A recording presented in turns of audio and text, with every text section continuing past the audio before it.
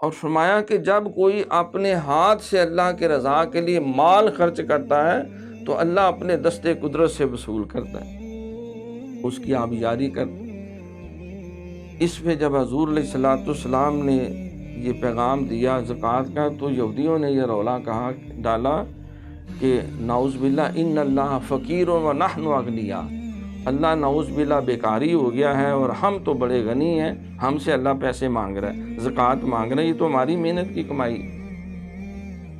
اللہ نے فرمایا کہ میں نے نوٹ کر لی ان کی یہ بات، یہ ساری کائنات کا وہی مالک ہے، وہی خالق ہے، ہر خزانے اسی کے ہاتھ میں ہیں، ساری عزتیں اسی کے ہاتھ میں ہیں، ساری ذلتیں اس کے ہاتھ میں ہیں۔ وہ جس کے لیے چاہتا ہے مال بڑھاتا ہے، جس کے لیے چاہتا ہے کم کرتا ہے، وہ کبھی مال دے کر آزماتا ہے، کبھی مال لے کے آزماتا ہے۔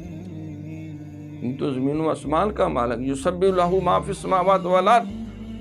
زمین و آسمان کی ہر شے اسی کی تسبیح کرتی ہے۔ انہوں نے یہ بھی کہا کہ اگر اللہ نے ان کو غریب رکھا تو ہم ان کو کیوں دے، اللہ خود دے لے، نعوذ باللہ۔